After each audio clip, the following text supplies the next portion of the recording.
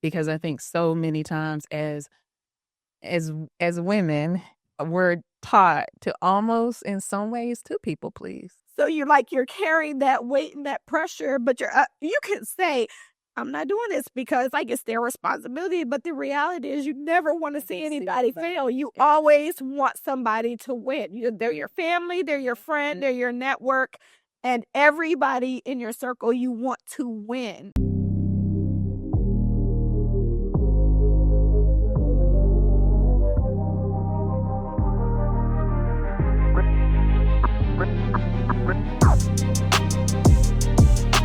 Welcome to Real Talk and Red Wine, the podcast where we pour the wine and tell the truth.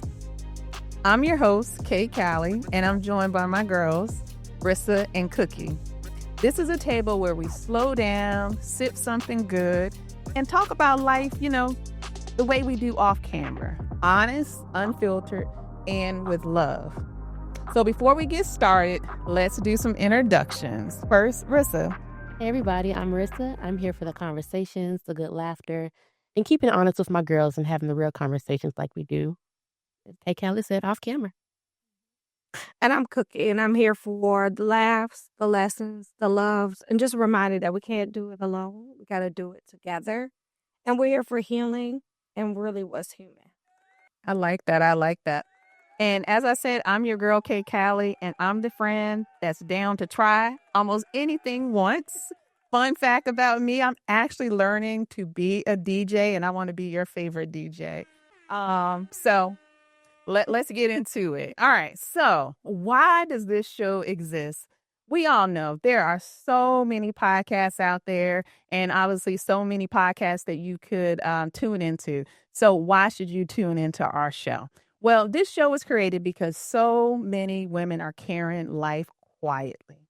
We celebrate wins, but we don't always talk about the sacrifice, the healing, the hard conversations behind them.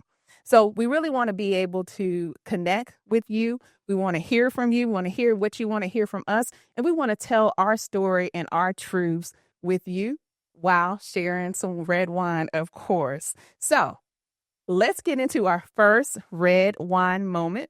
So here on this show, we'll have red wine moments and we'll take a pause. We'll do some reflection on a topic and we'll sip some wine. So here's our first one. Take a sip if you've ever carried something in public while carrying something deeply in private. So let's take a pause for that. Take a sip for this one. And I think this is why we have these conversations, right? This is why the mic matters. Definitely. Mm-hmm. Exactly. So, I would have to say, and we'll get into it in later episodes, but it's really about talking about the things that we've been through. And one of them is domestic relationships and situations. So that's just one of the reasons why the mic matters. Yeah, no, that's important. And, unfortunately, it's going to be other people that have gone through that and are going to resonate, with your stories and all of our stories as we start to share them. So, thanks for that. So definitely what we are here for. So let's get into why did we say yes to this conversation? Why did we all say yes? This is a conversation that needed to be had. And why did we join this podcast? I think we have a lot of conversations off script that we know that other people can resonate with, like the honest conversations, or let's loop other people into this. Like, this is good. Like, we're not the only ones having these conversations. And I think it can shed light to other people and people can have an aha moment like, oh, okay, well, they dealt with this too, or somebody else was dealing with this, and what did they do? An added resource almost. So what did they do to heal, or what did they do to release? Whether that's crying, I know we're going to have some tears on here, and having the laughs about it, because sometimes you have to laugh about things and your lessons that you've learned from it, and you talk to the difference and they laugh. So yeah, and healing is telling your testimony. Yes, so that's the best way to heal, to be able to share your story and talk about what's really going on. Yeah. So what do we want people to feel, our listeners to feel when they're listening to our shows? What do we want them to feel? I think authenticity. Yeah. Real talk with your girlfriends. Yeah. almost like they're sitting with us, enjoying their glass of wine. So, so that's the feeling. That's what we want to bring to you.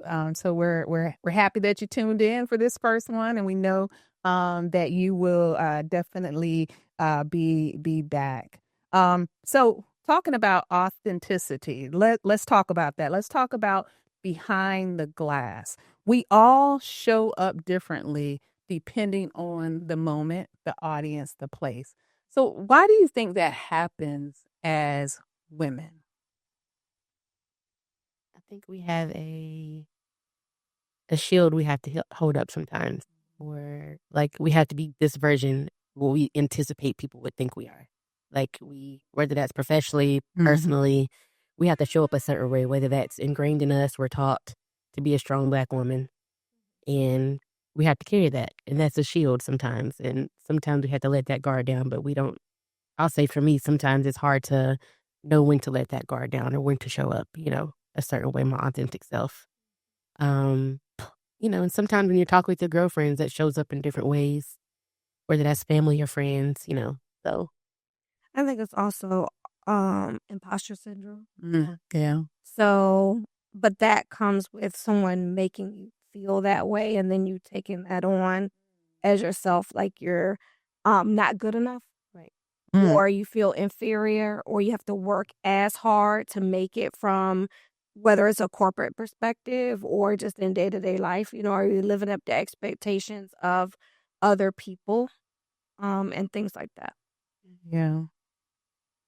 So when did we realize, or when have you realized that you weren't showing up as your authentic self? So that's one question. And then when you realize that, what do you do about it? How do we change that?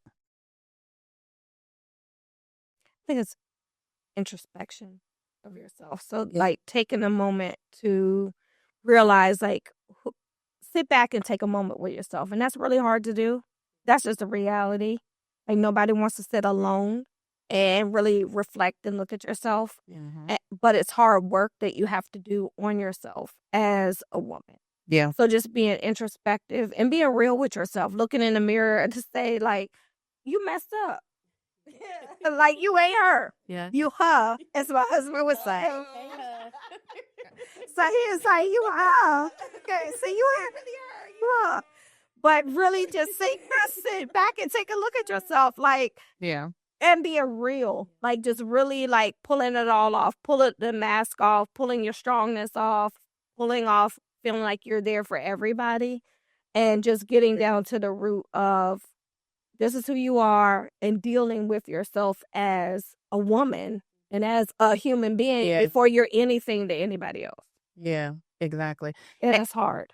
Yes. And I think so many times as women, and especially too as mothers, we are made to feel that we always have to show up as the strong one.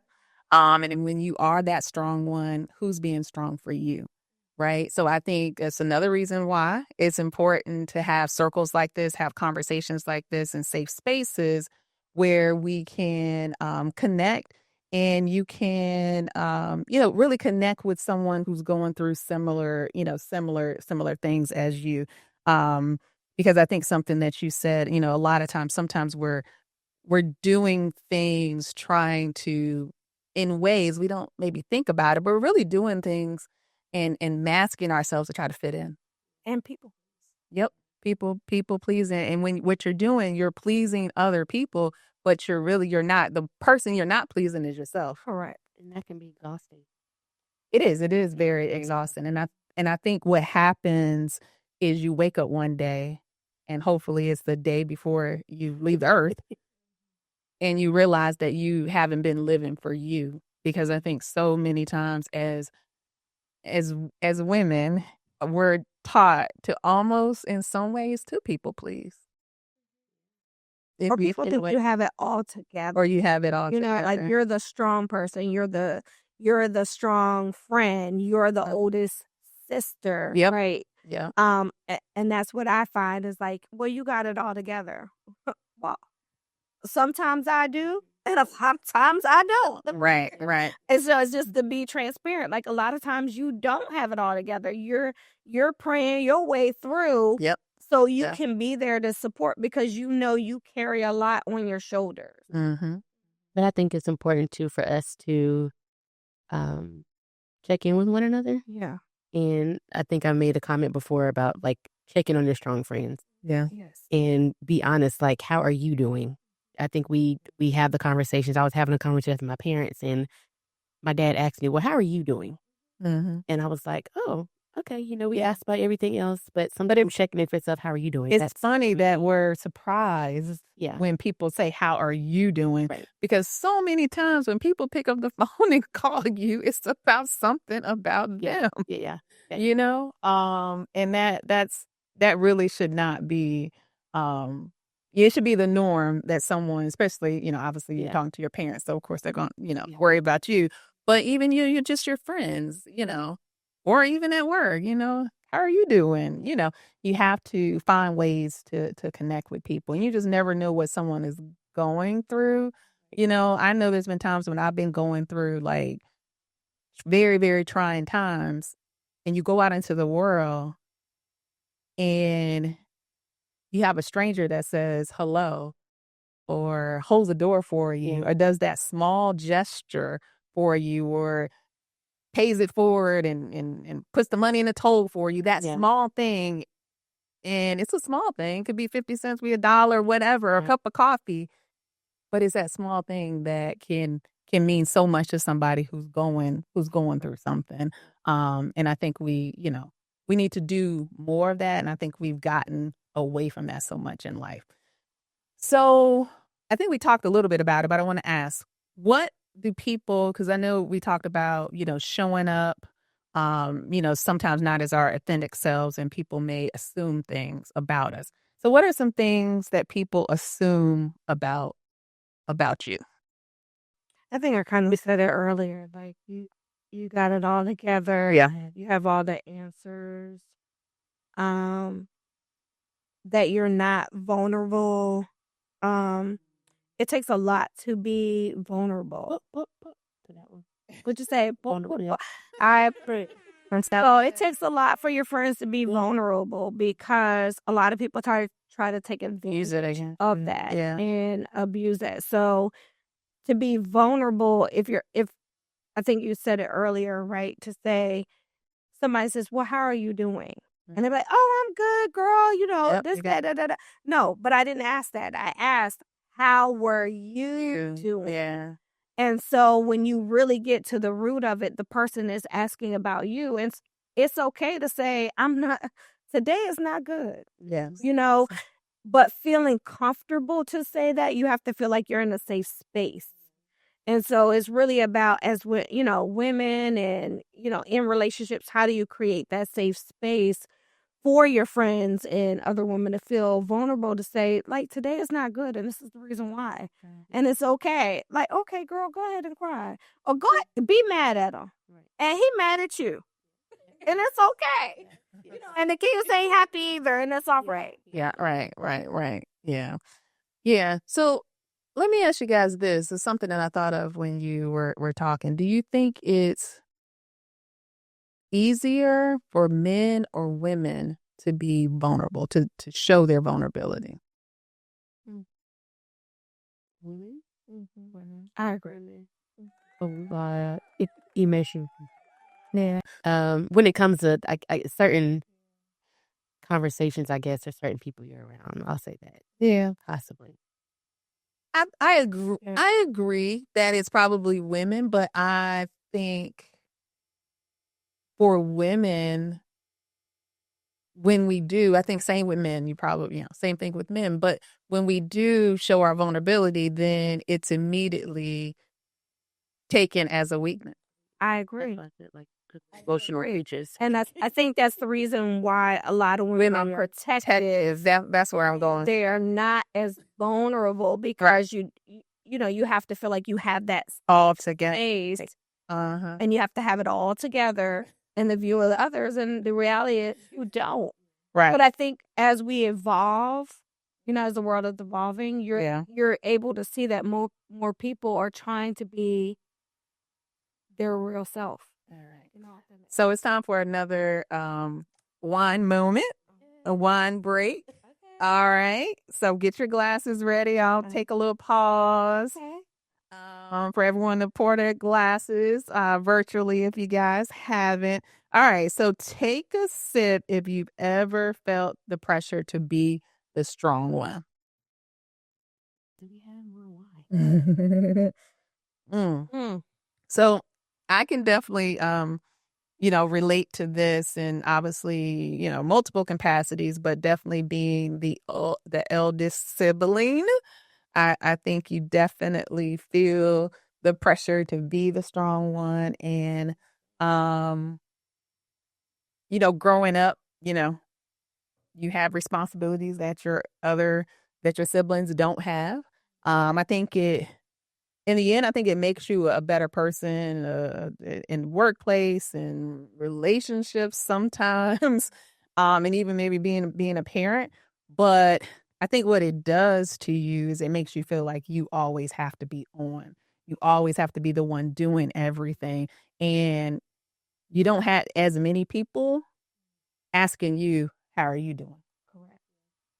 Because you're always the ones doing for others. So.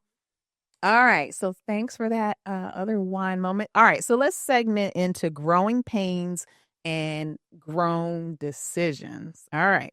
So growth sounds beautiful until we realize that it requires us to change.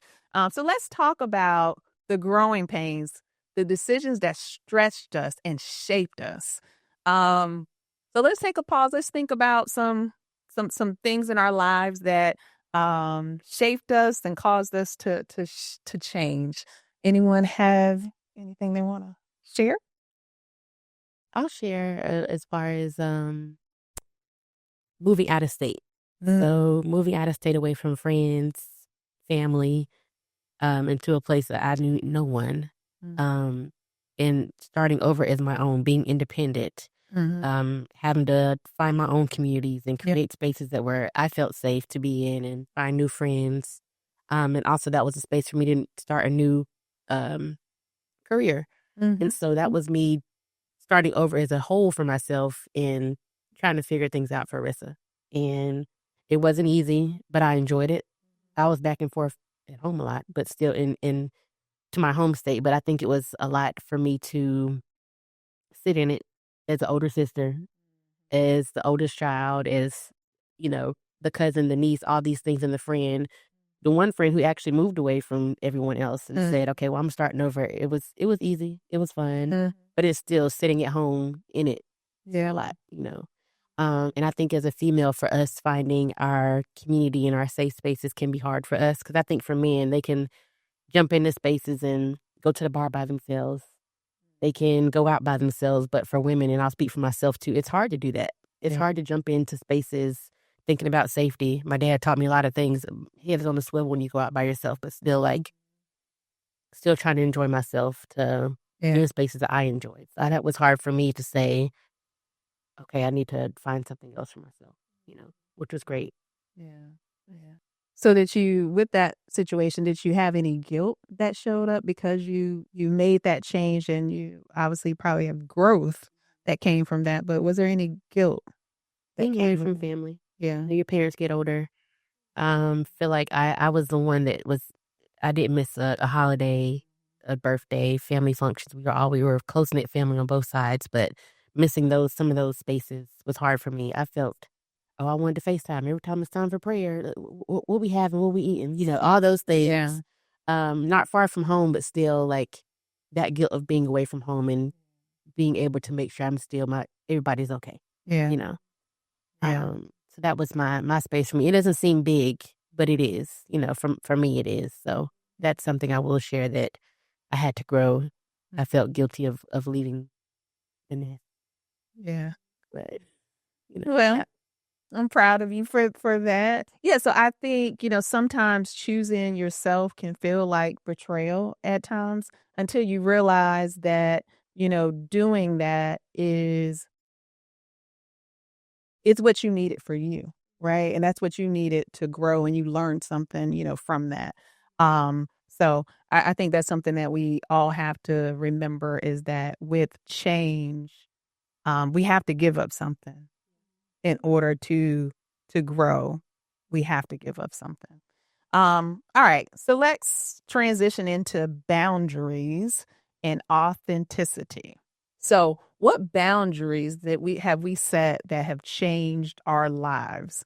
Whether it be within our work relationships, within our friendships, within our romantic relationships, with our children. Sometimes we have to also really set boundaries. So, what boundaries can you think of that you've recently had to set, and how those have changed your life?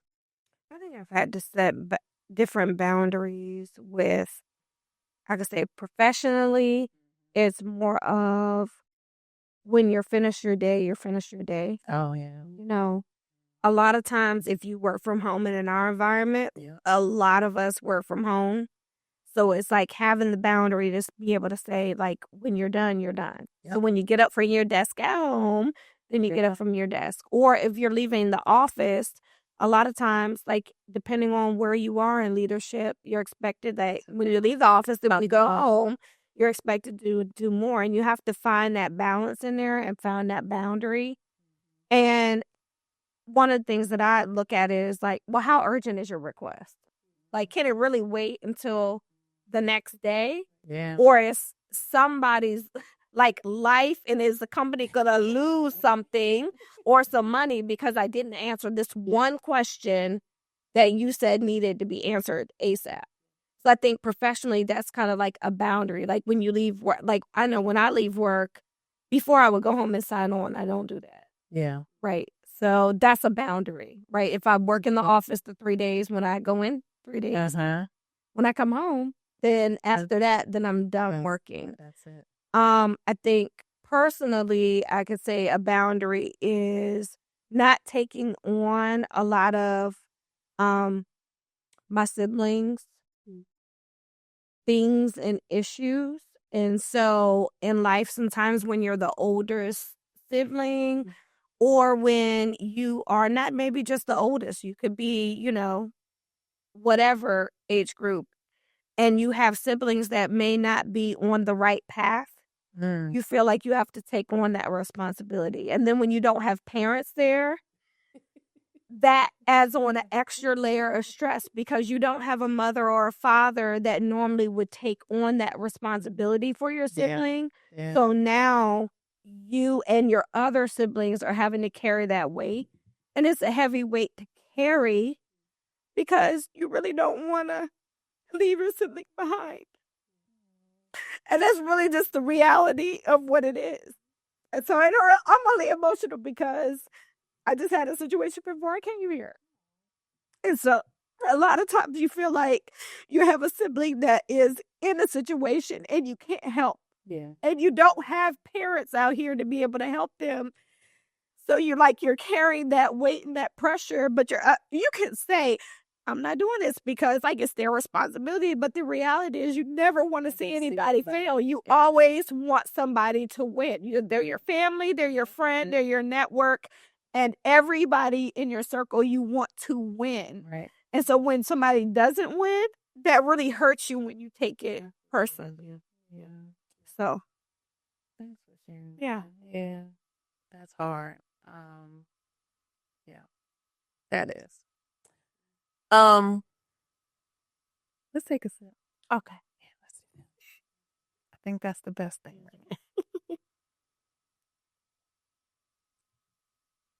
Real talk and red wine is real and authentic and raw, as you see, right? So, we really want you to come in, listen to us. If you guys have, things you want to hear, topics you want us to talk about, let us hear it. I want to just say that authenticity, isn't loud. It's honest and it's freeing, right? So showing up as your authentic self is really important, but you have to get to a place where you're comfortable. being that. You can't be authentic and uncomfortable. Those don't go together. So I really think it's important for us to all be, working towards that and working for that within ourselves and that growth. It's really important for us too to understand that growth will always ask more of you than comfort ever did. And choosing yourself isn't selfish. Right. It's necessary. So, this was a good conversation. This was an awesome, I cannot overstate that. It was an awesome first show. We know you're going to be back with us, so we want you to tune in. We thank you for sitting at the table with us today. And if this conversation resonated with you, we want you to like it, share it, subscribe. This is Real Talk and Red Wine. We're uncorking real life and conversations. Thank you for uncorking real life with us. Until next time, pour gently and live boldly.